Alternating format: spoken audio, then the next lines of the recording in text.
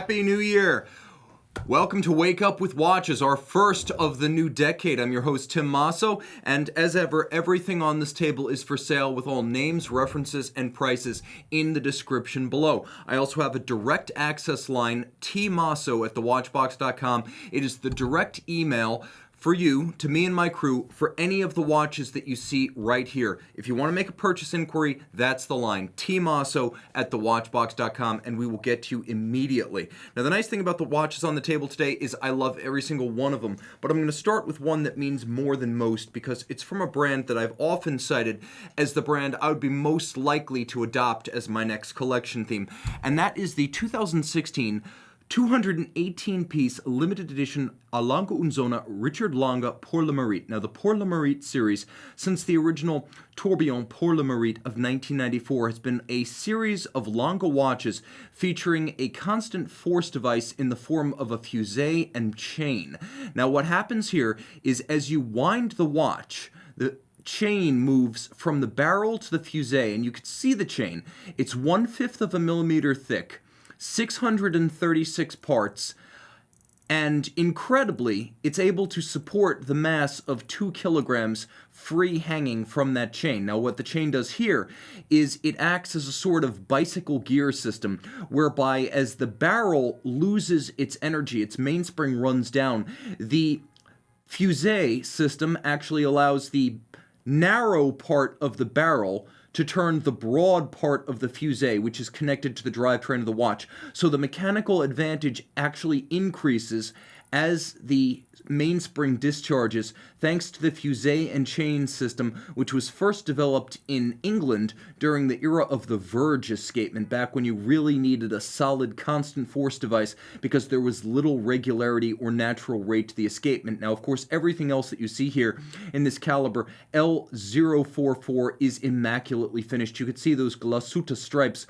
with a wonderful gradient ridging, light on one side, dark on the other, laid down with abrasive wheel. You could see there is mirrored anglage on the edge of every bridge, and you'll appreciate the combination of both blackened and blued, fired blue screws. You could see that the ratchet and the click on top of the barrel itself are both black polished, and you can see why it's called black. It reflects at one angle, it turns black from any other. Freehand engraved half bridge or balanced cock, and you can see not only has it been freehand engraved, but the adjacent structure just below has also been freehand engraved. The watch, 40.5 millimeters in white gold, is very special. It was the second of the Richard Lange pour le Merite watches, as the original, launched in gold and platinum for 2009, featured enamel dials, but most folks prefer this sterling silver black galvanized dial, which, if you note closely, is a tritone with black dominant over the sterling silver base. Then you have the silver white of the numerals and the chapter ring outboard, and then very small quarter marks in red. A glorious watch, and as you can see, lovely in white gold, beautifully made, handsomely detailed, very Lange in character. Richard Lange, of course, historically both a watchmaker and a scientist who is known for pushing the state of the art and the limits of technology in watchmaking, and thus some of the more technically ambitious Lange und Sohne wristwatches of the modern era are actually named after Richard Lange. Now, as you can see, the watch features a wonderful wrist stance on my 16 centimeter circumference wrist. It wears easily and flat, possibly one of the coolest three-hand watches you will ever encounter. Also cool, on this watch, you can see that the timepiece is very traditional on the front, minimalist, if you will, and then on the back, maximalist, with everything that entails, right down to the engine turning of the base plate. Now, let's stick with our Lange theme for a moment and talk briefly about a Grande Lange. This is the original Grande Lange Luminous. Launched back in 2003, I'm going to remove some of my fingerprints from this dial. You can see that the watch uses the original 41.9 millimeter Grande Lange case. In modern times, post-2013, it's been 40.9, well, 41.9, the largest Grande Lange you'll find, and you can see that it's not a lumen with the smoked sapphire dial, rather it is a black galvanized sterling silver dial that features fully luminescent hands, and as you can see, there is quite a good deal of luminescence on this dial, including the seconds hand and its counterbalance, plus the power reserve scale. Luminescent primary hour and minute dial and alpha style hands, fully loomed. Also note the different finishes, as there's a gentle satin to the main dial, but then the centers of the registers feature an azurage concentric circular guilloche. Turn it all over, caliber L90, 3 days, manual wind, twin barrels, a 3/4 style bridge to evoke Saxon pocket watches of the era of the original Lange und Sohne. Of course, the timepiece is imposing on the wrist. And one of the nice things about Lange watches is because you're getting a silver dial, and in this instance a platinum case, they feel quite heavy and substantial. A watch that I appreciate for its slender profile, though it is broad and a great option if you have a bigger wrist and you want a Lange. Nevertheless, it is very slim and it easily slides underneath a dress cuff of any kind. All right, that is our detour through Saxony. We will return to watchmaking beyond the Swiss realms in a moment, but let's talk about one of the finest manufacturers in Switzerland, arguably the luxury brand within Switzerland. If we speak of luxury, we must speak of Patek, especially in the realm of haute horlogerie. Now, this is a watch based on a model that came out in 2011, but was decried in its original 5496P variant as being antiseptic and a little bit anodyne and cold. Well, for 2016, Terry Stern opted for a specific upgrade, and that was the addition of glorious applique rose gold Arabic numerals radially arrayed on the retrograde date scale. So what we have here is a combination of rose gold and a vertically satin finished, almost stainless steel-like dial with a handsome balance as the retrograde sits centrally. Just below it, you have the Moonphase. Just above it, you have the leap year phase, and then you're balanced by the day and the month. It is a perpetual calendar. It is 11.15 millimeters thick, so very slim, and 39.5 millimeters in platinum. An easy watch to wear, as you can see on the case back. This is caliber 324 SQR, the alphanumerics denoting the functions of this movement. So it has the retrograde, it has the perpetual calendar, and it has central seconds. Free-sprung Gyromax balance, silicon hairspring, Patek Philippe seal, guaranteed accuracy from Patek of -3 + 2 seconds per 24 hours. Nicely finished, a different style from Lange, but you could see the circular and linear Côte de Genève, the engine turning in large form on the base plate and in micro form on the center of the rotor. You can also appreciate the black polished screws, and this watch too with its mirrored chamfer on the edge of every bridge.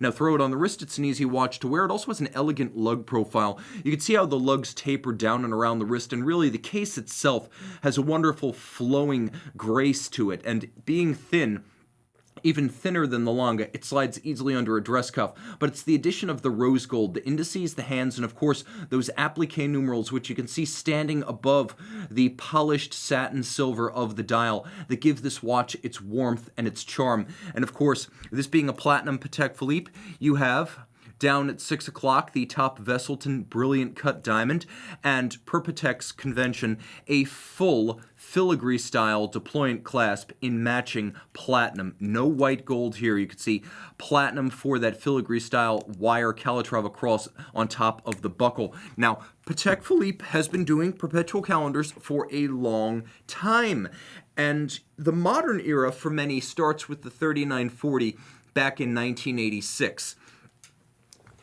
It succeeded the 3450 and the last of the 3448s, and in its earliest iteration, the 36mm 3940 featured a dial that included scallops for the mono counters registering the 24 hours and days and the leap year cycle and months. This is a first series 3940J, the rarest of the 3940s. That first series featured both a distinctively different dial. On later versions, these subregisters would be dished with a little bit of an incline sloping down to the base of the subregister.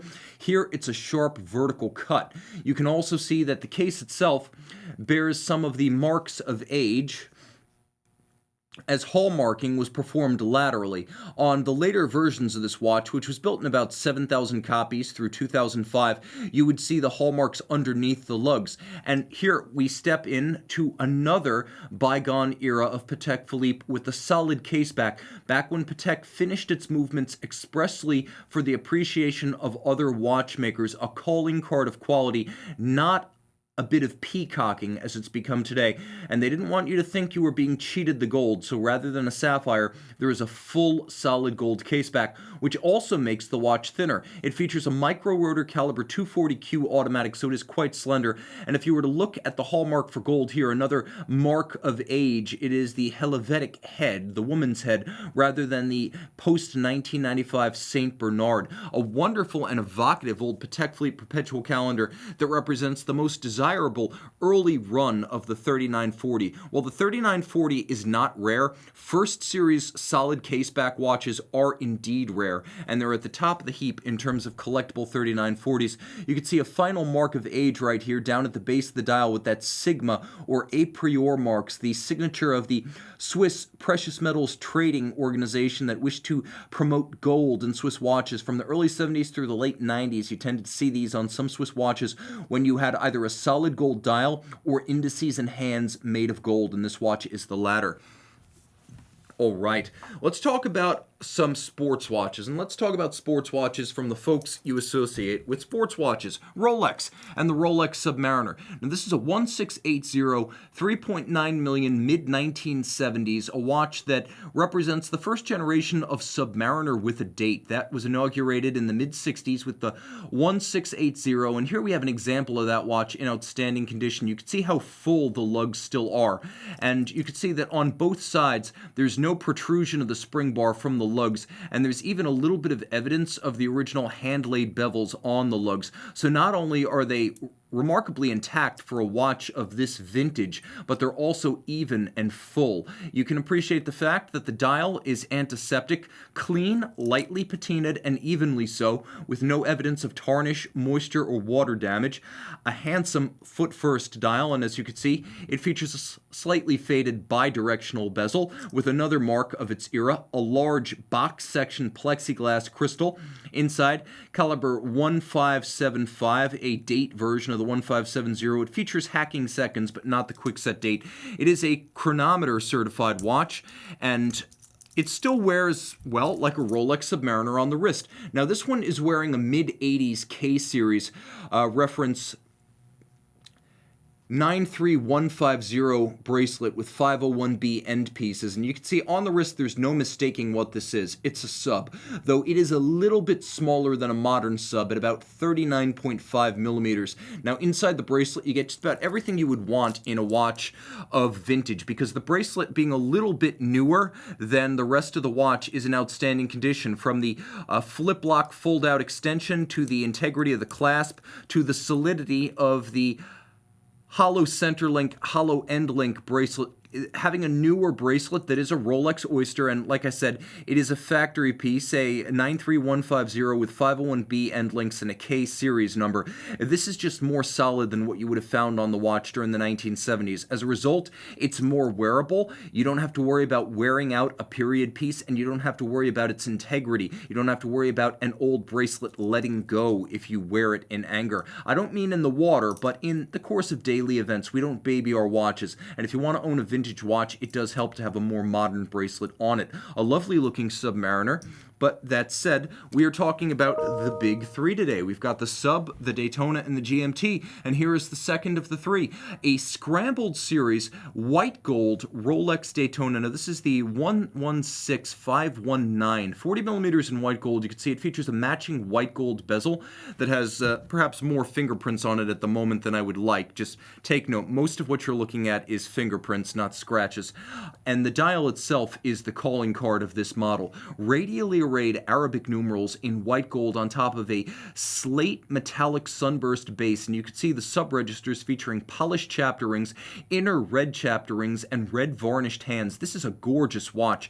3-day power reserve, vertical clutch column wheel architecture, 100 meters water resistant, brightly and dramatically loomed. This is a watch that gives you a very different look for an in-house caliber Rolex Daytona, as the strap changes the character of the watch. Not entirely, it's still a sports sports watch and it's still sporty, but perhaps this one has an extra gear to keep the motorsports metaphor going for those times when you're not necessarily out on the track or in the pits at Daytona, but maybe enjoying one of the fine yacht clubs along Florida's eastern coast. I have to say, this is a watch that's equally welcome at Daytona Beach, Daytona Motor Speedway, or any of the many yacht clubs, country clubs, or golf clubs along the coast. It has a little bit of a refinement that is missing from the full oyster bracelet version. This is a more genteel Daytona and a spectacular dial. Remember, that one in white gold has a little bit more solidity and heft.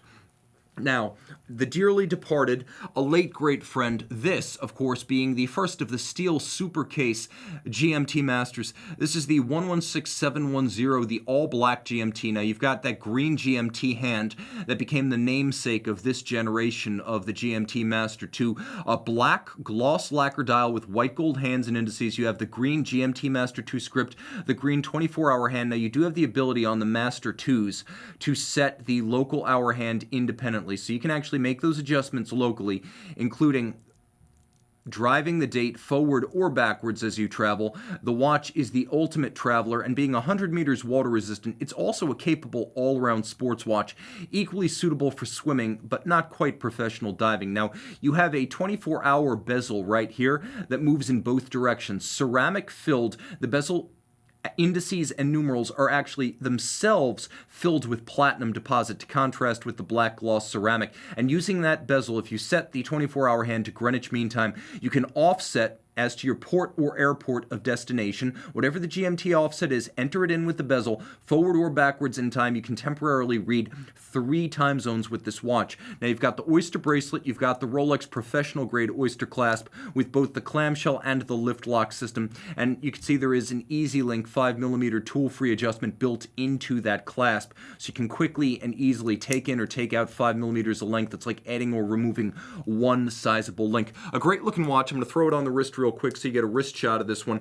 This is a watch that's been discontinued, and it's already beginning to see some upward movement in the markets as folks like this look. They like the combination of the black bezel and the Oyster bracelet, and of course, being discontinued, even if Rolex brought back the style, it wouldn't bring back this exact reference. So a nice piece to own. In fact, if you wanted to have a nice diversified collection of Rolex that wasn't just the canonical sub Daytona and GMT, you could get 3 that are a little bit off the beaten path, not quite a Pepsi or a BLNR, not a modern sub, not your regular stainless steel, double steel or steel ceramic full bracelet Daytona here. So 3 very different looks. Now, speaking of different looks, Audemars Piguet caught a lot of eyes with its 2019 collection and drew a lot of glances, some of them scornful, but this watch perhaps was the stealthiest release of the year. The barely mentioned reference 26480 Ti. Now, I didn't know what this watch was all about initially. It seemed like a strange backward step for Audemars Piguet to take the Royal Oak Offshore, which has included an in-house caliber since the mid-2000s in some models, and put the Royal Oak chronograph movement, the Frederic Piguet 1185, inside the Offshore. So I didn't know what they were going for, but I spoke to some folks at Audemars Piguet, and now I have a better idea of where this watch sits. That is, its bigger meaning, its greater relevance. This is in some ways a test balloon for future directions in which Audemars Piguet might take the Royal Oak Offshore chronograph. As you can see, the registers have been shifted 90 degrees so that you have a classic tri-compacts or tri-register balanced layout. You'll also note that the hands, which are skeletonized, have been changed. The sub-register hands themselves have a different shape, and the sub-registers are of a unique design. By the way, how do you like that meta crosshair, quadruple crosshair, or maybe I should say quintuple crosshair, constant second sub-dial? Now, you'll also appreciate that the crown guards and crown have been changed, as there are blue lacquer inlays on both the chronograph pushers and the crown, and you can see that the crown itself is a unique design only used on this model. The crown guard shape, again, unique to this model. This is not something that you are going to see on other AP Royal Oak Offshores. Now, the thing I want to emphasize about this watch is that if you look carefully, you can see that there's a little bit of a beveling and faceting to the crown as well as the pushers that you're not going to find on the standard 26470 models. So from the dial to the movement to the chronograph, pushers and crown, right down to the thickness, which is exquisitely only 12.8 millimeters thick. And of course, a distinctive case trace back unique to this model. Everything about this watch is different, and in a lot of ways, this represents what the next generation in-house caliber Audemars Piguet Royal Oak Offshore is going to look like. I would not be shocked if this winds up being a 1-year or a 2-year model. Now, being titanium and 12.8 millimeters thick, it sits well on a small wrist. Very light. It features a navy blue diver-style AP strap. It's still 100 meters water resistant, double titanium case and bezel, an easy watch to wear, and you can see from the side really here how low it sits on the wrist. It's an easy one to accommodate, and it's closer in thickness to some of the traditional Royal Oak chronographs than it is to some of the oversized Royal Oak Offshore chronographs. So while it's still a broad watch across the wrist, it's very light, very thin, very different, and very rare, as this is the first example I've seen. I should also say that compared to the Dubois de Praz chronograph module on a standard offshore, the feel and the sound of the column wheel of the Piguet 1185 is far superior. So this is also a tactile pleasure to use. Now let's jump to something that is likewise new for 19, but a little bit less complicated, a little bit slimmer, and perhaps one with a bit more precedent. If you remember the anniversary white gold Aquanaut from 2017, well, that's exactly what you have here, albeit in green camo. Now, this is white gold. This is the 5068-010. This model came out for 2019, and it takes the 42.2 millimeter case that debuted on the blue dial version back in 2017, and it transplants a grenade style, and it really does look like a segmented grenade, but a grenade style rubber strap and a matching geosphere cut dial, white gold hands, white gold indices, white gold numerals, all of this only 8.25 millimeters thick at 40.2 millimeters. Now, the nice thing about the watch is it still gives you everything you associate with a 5167. So you've got the beautifully executed and uncannily accurate caliber 325 SC, but you also have the 120 meter water resistance. So this watch, 42.2 and extraordinarily slim on the wrist, is a handsome, upscale, and some would even say somewhat more discreet Patek Philippe sports watch, as the olive drab really tones down the glam look of Geneva high horology. It's probably my favorite version of the Aquanaut, and all things equal, I would have to say this is one of the best new models of 2019 to be based on a previously existing model. I find it far more appealing and adventurous than the rather facile blue dial version that came out for the 20th anniversary of the Aquanaut back in 2017. A really special watch, and you can see across the wrist, nice and broad, but also flat and elegant. We're running the table with 2019 sports watches here, and this is one that a lot of you folks have been asking for. This is the SBG C231, part of the Spring Drive Sport Collection, 20 years of spring drive with the lion's mane dial. You can see that brown bronze galvanized metallic lion's mane dial. It looks a little bit like galvanized metal, and that's basically what it is, but it also has a translucent lacquer coat to add gloss and gleam. It's designed to evoke the lion's mane that is featured on Grand Seiko's own corporate mascot, the lion. Now, the watch is titanium with an extraordinary Zaratsu finished polyhedron shape. Some of the facets are satin, some of the facets are tin plate manual black polished. So you have a lot going on here, but despite being a 44.5, it's really easy to wear, as the whole thing is titanium and very light in weight. Now, as you can see, it is both a GMT and a chronograph. The chronograph featuring a vertical clutch and a column wheel, as well as the spring drive technology. Now, the nice thing about this one, I want to say it's the 9R96, but it's got a hybrid mechanical quartz system where all of the drive is from the spring. There are no batteries, there are no capacitors, there are no motors. This 200-meter water-resistant limited edition sports watch, and you can see 500 made. It features a fully mechanical chronograph, and as you can see at the inside the mechanism, there is a column wheel chipping away with vertical clutch engagement, but it's this gold medallion that sets it apart from standard spring drive. Well, standard spring drive is unerringly accurate, as quartz generally is, at plus or minus 15 seconds per month. This 9R96 is going to be accurate to plus or minus 10 seconds per month. You could see the unidirectional governing wheel that creates a back EMF or electromagnetic force that speeds or slows the watch, and you can see how with spring drive drive, there is no stagger or step or stop-start to the seconds hand. It is a purely smooth sweep. So you've got automatic winding, 3-day power reserve, a column wheel vertical clutch chronograph, a dual time with a 24-hour second time zone, a date, and a power reserve indicator on the dial. You can see there's a sapphire cap on the fully loomed 24-hour scale for the GMT. So like a Blancpain 50 Fathoms, that entire bezel is gloriously sapphire capped and secure against scratches, but also loomed so it's a circular supernova at night. Now you get a dive style bracelet here with a double locking system. You can see that there are triggers, so the triggers let you unlock, but it has triggers and it has a clamshell, both for absolute security. What it also features is a adjustment system that allows you to make incremental adjustments or pull it out all the way over a thick diving suit, tactical gear, a winter coat, or thick sweater, and you can use it both as an all-or-nothing extension over a suit, or you can make incremental adjustments, so you can use it for sizing. And the nice thing is, because it can be operated while it's on the wrist, if you are using it in a marine environment, you're not going to accidentally drop it, because it can be adjusted while it's still on your arm. Speaking of on your arm, you can see on my wrist, this is a surprisingly compact watch. From lug to lug, I have no trouble accommodating this across my wrist. While it's undoubtedly thick at about 17 millimeters and large at 44.5, in titanium, with more or less a modern era cushion case profile, it wears really light, comfortable, handsome, and distinctive. A great modern Grand Seiko, and I have to say one of the most attractive of the Spring Drive 20th Anniversary Collection for 2019. All right.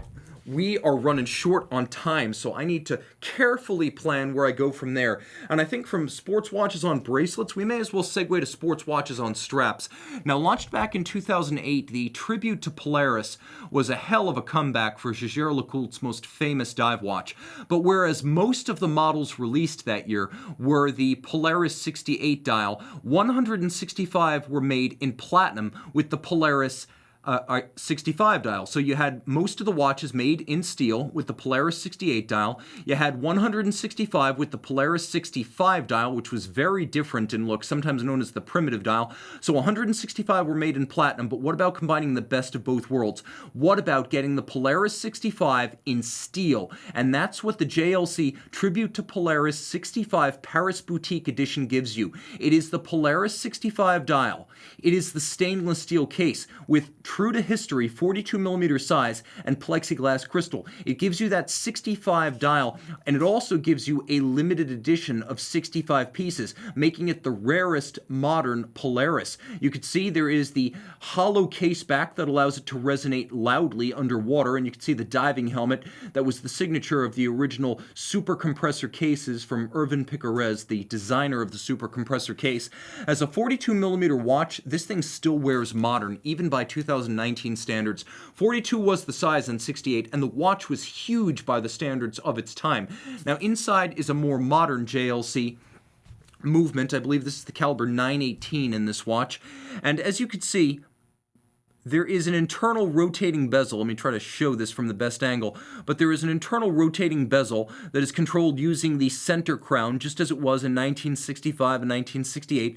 Then there is a crown up at, I would say, roughly 145, perhaps. Maybe, see right there.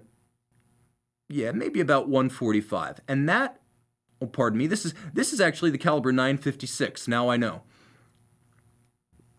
And you know how I know? Because of the quickset system for the date. The caliber 918 did not have a quickset. So what I'm going to do is I'm going to set this off so we can enjoy the sound of the alarm, which I have pre-wound for your... Let's see if I got that right. Nope.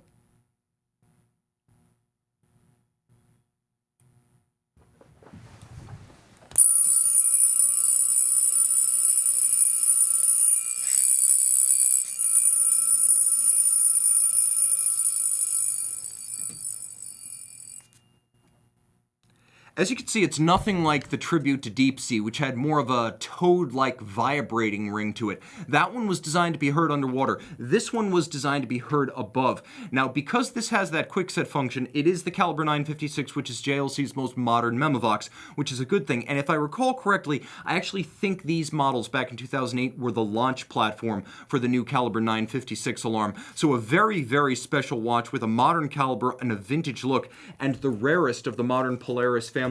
Remember, this was not the modern Polaris Memovox. That watch, which came out last year, was, well, it was what it was. It was the second reedition of the Polaris. This was the first reedition and the truest to history. It's the one I would want if I were shopping that kind of watch. Continuing our theme with the strap-mounted sports watches, I'm running out of material because I don't really consider this a sports watch. I consider it an all-arounder. From Zenith, this is the Chronomaster El Primero Striking 10th, a complication launched in 2010 that takes the El Primero's 1/10 of a second theoretical precision and makes it easier to read. You can see there is a foudroyant hand at center that essentially expands 1 second to cover a larger piece of real estate on the dial. So 360 degrees of dial now accommodate 10 seconds worth of timing. So when, for example, I stop the chronograph, it's easier for me to read 6 seconds and then the number of tenths that follow. Traditionally, having 10 hashes crammed into the space of 1 second, it was difficult to take advantage of the 1/10 of a second precision of the El Primero. With the striking 10th complication, you stretch out those seconds, so it's easier to read them. Now, the watch is 42 millimeters in stainless steel. It features sub-registers for 1 minute and 60 minutes. That's the chronograph register set. You can see the watch is 13.3 millimeters thick, so not too thick. It is a special limited edition, as you can see, of 1969 pieces dedicated to the year the El Primero became the world's first automatic integrated high-beat chronograph. Now, underneath some of this sealed for your protection goodness, you could see the column wheel and the lateral clutch in action. There's the column wheel right there with the levers and horns. There's the lateral clutch away from and into contact to drive, and then you could see the 100-tooth silicon wheel that operates the striking 10th complication, and that was the beginning of the use of silicon in Zenith watches. I mentioned it's an all-arounder with 100-meter water resistance. This is a fully swimmable timepiece, and I should also mention that the watch, happily, features a number of smart details, such as a little kerf under the crown so you can dig in your fingernail, and a strap that's coated with rubber on the underside so that your oils, moisture, and wrist heat, your perspiration, won't get through to the leather of the strap itself. A timepiece that I adore with about a 50 millimeter lug-to-lug dimension. It's fairly easy to wear, possibly the coolest modern Zenith El Primero, the striking 10th being executed entirely in-house by Zenith, as opposed to the later Zenith El Primero or Dayfi El Primero 21s, which had 2 escapements in 1/100th of a second dial, but that 1/100th of a second foudroyant was adapted from Tag Heuer. This technology was all Zenith. Okay. Transitioning from one Zenith to another, we have a rare manual wind El Primero. I know, it sort of defeats the purpose, but this lovely El Primero Prime, 38 millimeters in stainless steel from the 1990s uses the rare and, I must say, fairly handsome El Primero caliber 420. You do not see this beast too often. The same column wheel lateral clutch architecture, albeit with a manual wind setup, 52-hour power reserve, allowing you to see more of the movement as opposed to the partially concealed caliber that inevitably results from automatic winding. So if you're into movements, you might find this one's a little bit easier to oogle. Now at 38 millimeters, the watch wears quite simply and satisfactorily on a small wrist. It simply finds its place, takes its set, and disappears under the cuff. A grand and elegant dress chronograph and a rare modern Zenith. This is an all-arounder as well. Now, special watches, we've got lots of them. Glashutte Original, how about the Glashutte Original Vintage 60s? The 2019 Sunburst, a Degrade dial featuring a combination of stamping, galvanizing, and lacquering. It features a domed profile, and as you can see, also a domed sapphire over it, evocative of vintage plexiglass. And the indices themselves, you could see them lighting up, glinting and gleaming. They are cut into this dial, which basically captures the spirit of the swingin' 60s, but with modern materials and industrial process to create that degradé fade. There's also a considerable amount of handcraft in creating this style, and this particular yellow to red-orange fade is specific to 2019. It will not be made afterwards. You can see on the case back, there is a Glashutte Original in-house caliber GUB 39 automatic, and another German-speaking watchmaker, albeit on the other side of the Swiss-German divide, IWC of Schaffhausen, and the glorious 100-piece IWC Portuguese tourbillon. It is in fact a Portuguese flying tourbillon, 43.2 millimeters in red, not pink, not rose gold, red gold. It incorporates an explosive blue metallic sunburst with railroad track rose gold hands, rose gold frame of that flying tourbillon with no upper pivot to obscure it, and then you can see quite slender. This 100-piece limited edition, unusually for an IWC limited series, individually numbered, and then caliber 98-900. Manual wind, pocket watch sized, pocket watch style with a 3/4 bridge, a batwing full bridge with a bearing on the bottom, not a pivot jewel, but a ball bearing on the bottom for the tourbillon. Manual wind, 54-hour power reserve, adjusted in 5 positions like a chronometer, and you could see a glorious ripple-like Côte de Genève that originates from the center of the tourbillon and then radiates out across the bridges. You'll also note the pocket watch-inspired click and click spring. Notice how the click gets drawn out of its housing and then held in place by that glorious pocket watch-inspired swan's neck click spring.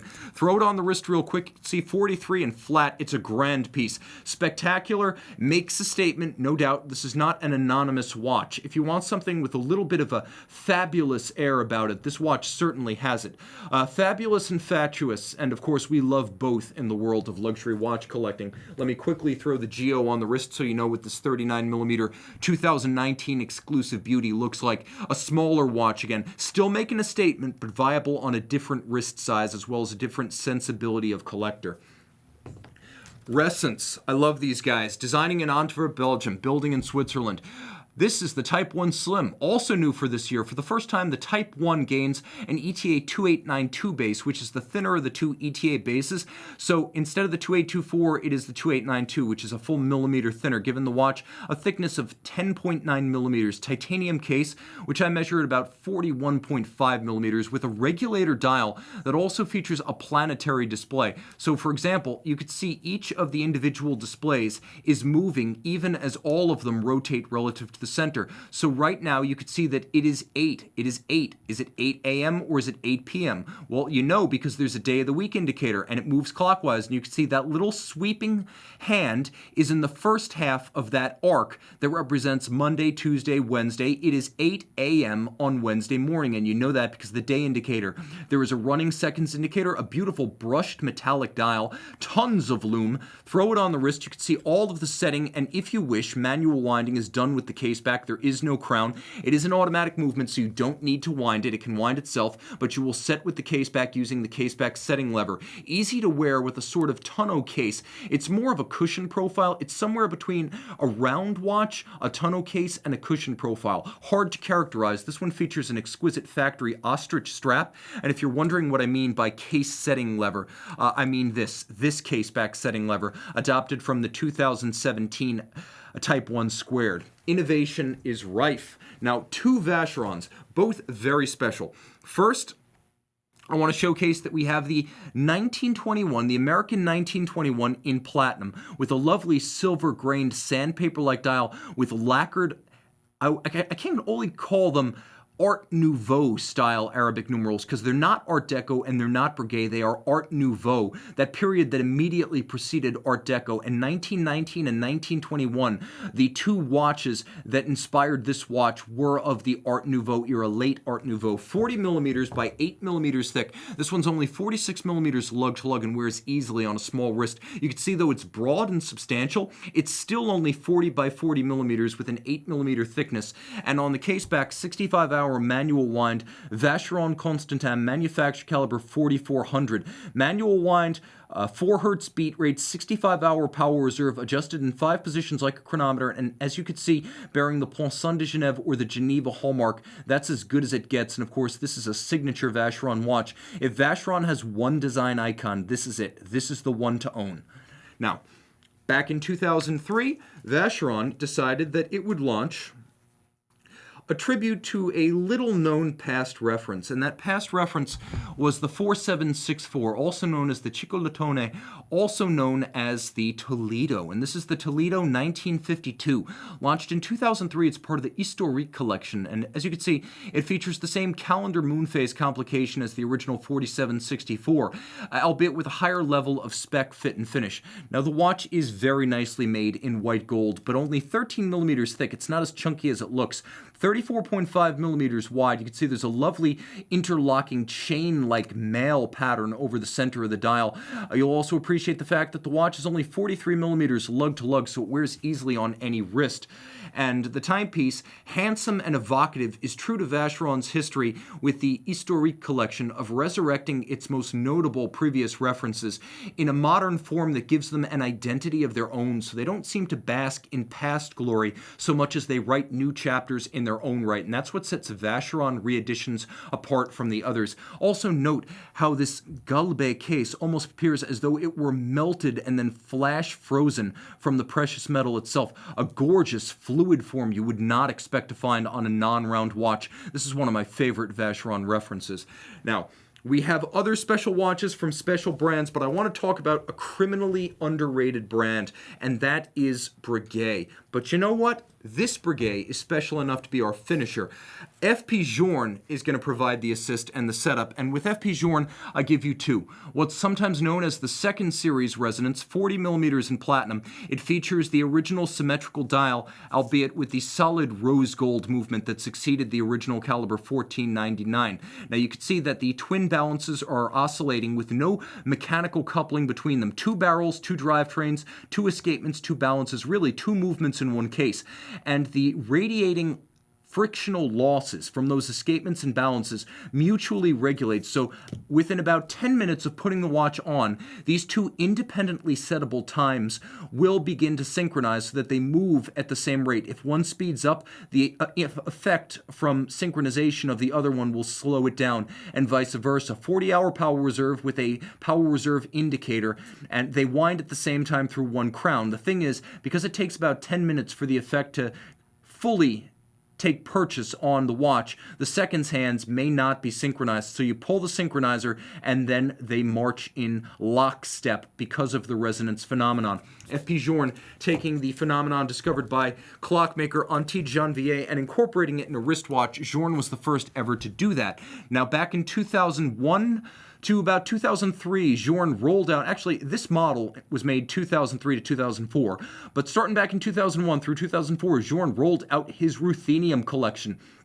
40mm platinum watches, then the largest size Journe offered, in limited editions of 99 individually numbered, with the original brass movements, albeit in 40mm cases. What you're seeing here is actually a ruthenium-coated set of bridges and plates. So though it's brass, it's not rhodium-plated, it's ruthenium-plated, and this dial, in lovely metallic, almost metallic gloss ruthenium, as there is a thin layer of varnish on top, is the Octa Chronograph ruthenium, one of the series. All of these are collectible, and this watch right here was a flyback chronograph that you could reset and restart with a single push of the trigger. 5-day automatic winding power reserve, a big date, a flyback chronograph, and very wearable. All of the ruthenium watches are supremely collectible. Grail level Journe collectors, guys who want the absolute best and are willing to pay for it, will try to put together the full original set, sometimes with matching serial numbers. And you can see this 40mm platinum Octa Chronograph ruthenium wears beautifully. It also has an uncommon Journe accessory in a full platinum deployant clasp. Most Journe watches, even flagship complications, include pin buckles. What could possibly surpass that? Well, I came loaded for bear with a 35.8mm Little Giant from Breguet. And this is the 3337BA, based on a vintage Breguet pocket watch from the master's own hand. It includes a 35.8mm yellow gold case featuring cold rolled coining on the side, so basically wrought coining that is then hand finished. The lugs are welded on with all evidence of the welded joint removed manually. You can see there's a glorious double-stepped bezel, and then the dial hand guilloché by a guillocheur using a cam-guided rose lathe. This is true craft art, and it's executed on a solid gold dial base. So true rose lathe guilloché by a guillocheur on a solid gold dial that was then silver galvanized to create the silvered finish you see here. There's a clou de Paris that expands from an imaginary center point at the base of the dial, radiating up past the day, the date, and as you can see, the Moonphase. Now, there are Breguet hands which are fired steel and blued by heat at the center, and then there is a concentric brushed pattern around the hour and minutes track. You can see the symmetry of this one spectacular, and we haven't even gotten into the movement, which is Breguet caliber 502 SQ, immaculately hand engraved. It features a combination of banknote scrolling and gun style engraving, and you can see it's based on a Piguet P71 ultra thin automatic. The base automatic movement here is only 2.4 millimeters thick. The Frédéric Piguet P71 featuring pardon me, its legendary 3/4 style rotor. And to help make it even thinner, you could see that there is an open barrel with the mainspring visible as a sort of informal power reserve. 35 jewels, 5 position adjusted, and as you could see, gorgeous, with no two in this series exactly alike, thanks to the hand engraving. This is craft art. The case is handmade. The dial is handmade. The movement is not just handmade and hand regulated, but entirely freehand engraved, with mirrored anglage on every edge and every screw, black polished with a chamfered slot and circumference. Throw it on the wrist and you can see this is one hell of a finisher. As I said, a little giant, and if that invokes the name of Isambard Kingdom Brunel, well, it fits. He was a little giant of engineering, and so is this Breguet. Guys, the first weekend watches of the new decade and the new year and the new month of January is in the books. Email tmosso@thewatchbox.com, the direct inquiry line for questions about purchasing anything you see here, as well as on Watchbox Reviews or my Instagram. Thanks to you, thanks to my crew. Have a wonderful 2020 and make this decade your best yet. Time out, Tim out, and thank you for logging on.